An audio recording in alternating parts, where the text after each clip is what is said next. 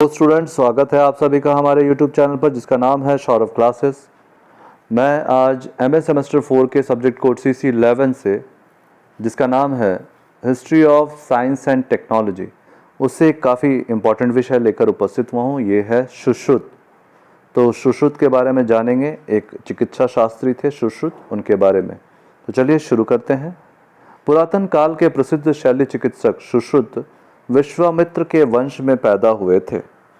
दुनिया को शल्य चिकित्सा का ज्ञान सबसे पहले सुश्रुत ने ही दिया, इसलिए उन्हें विश्व के चिकित्सा इतिहास में शल्य चिकित्सा जनक कहा जाता है। उन्होंने शल्य चिकित्सा की शुरुआत सुश्रुत शल्य तंत्र अथवा सुश्रुत संहिता नामक ग्रंथों की रचना, जो कि शल्य चिकित्सा का प्रमाणिक और प्रसिद्ध ग्रंथ है। इससे पहले प्राचीन भारत में शल्य चिकित्सा पर स्वतंत्र रूप से कोई पुस्तक नहीं लिखी गई थी।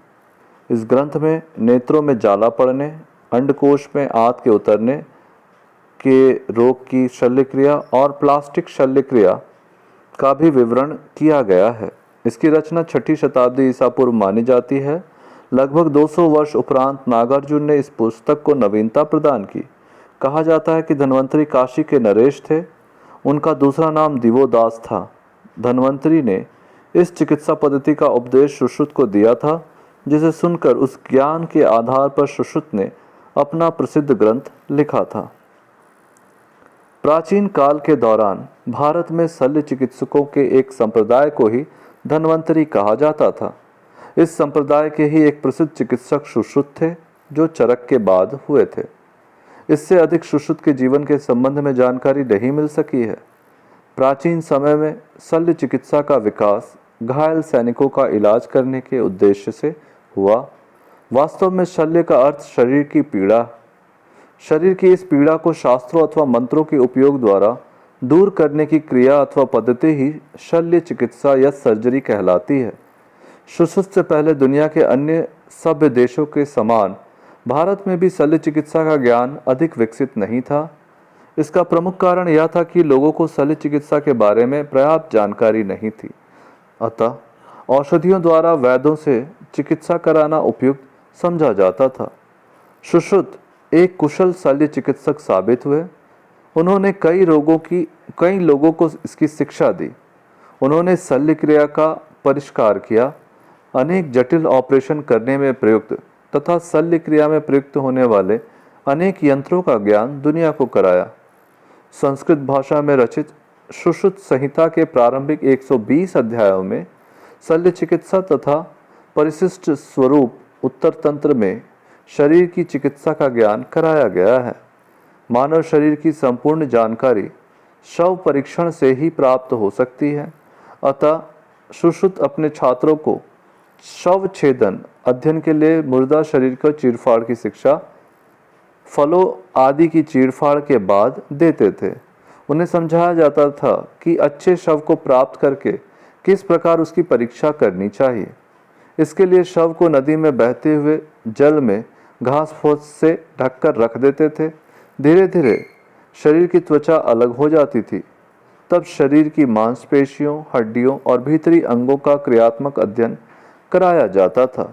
शरीर के कुछ अंग ऐसे होते थे जिनका ऑपरेशन करना कठिन होता था। उन्हें मर्म स्थलों का विशेष रूप से अध्ययन किया जाता था। सुश्रुत ने शल्य क्रिया के 101 यंत्रों का ज्ञान कराया।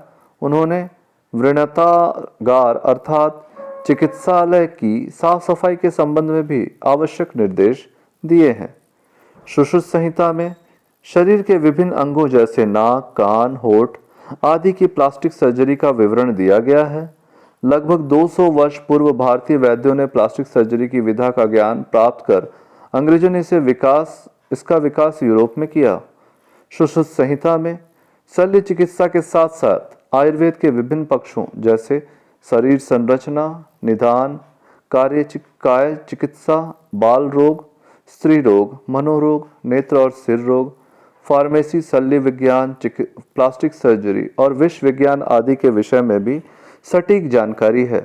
सुश्रुत संहिता काय चिकित्सा और शल्य चिकित्सा इन दोनों पहलुओं से बहुत उपयोगी है। इसी कारण यह अनेक देशों में पहुंच गई है। 16वीं सदी के समय एक विद्वान ने जब सुश्रुत संहिता की कुछ पंक्तियों को मन भाषा में अनुवाद किया, तब विश्व इस तथ्य से परिचित हुआ था कि प्राचीन भारत में प्लास्टिक सर्जरी प्रचलित थी। इस तथ्य के उद्घाटन के बाद पश्चिमी देशों की पुस्तकों में प्लास्टिक सर्जरी की भारतीय पद्धति का अंश जुड़ा।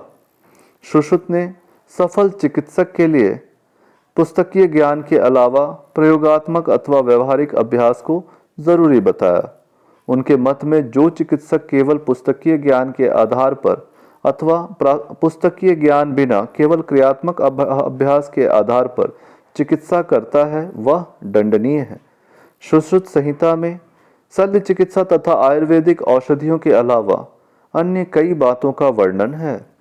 सुश्रुत ने विभिन्न मौसमों, उनके वनस्पतियों, मनुष्यों और पशुओं पर पड़ने वाले प्रभाव, जीव विज्ञान और वनस्पति विज्ञान की वैज्ञानिक और विद्वतापूर्ण विवेचना की है। शल्य चिकित्सक सुश्रुत पूरी दुनिया में प्रसिद्ध हुए। चरक संहिता की भांति उनका ग्रंथ सुश्रुत संहिता अन्य देशों में प्रसिद्ध हुआ। सन 800 ईस्वी में सुश्रुत संहिता का अनुवाद अरबी भाषा में किताबे सुश्रुत नाम से किया गया।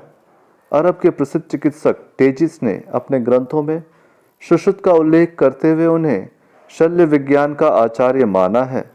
9वीं-10वीं शताब्दी के ईरान के महान चिकित्सक राजी ने सुश्रुत संहिता का कई बार वर्णन किया है और सुश्रुत को एक महान चिकित्सक माना है। साथ ही हल्दी तथा लहसुन से चिकित्सा संबंधी गुणों पर भी उन्होंने एक पुस्तक लिखी है।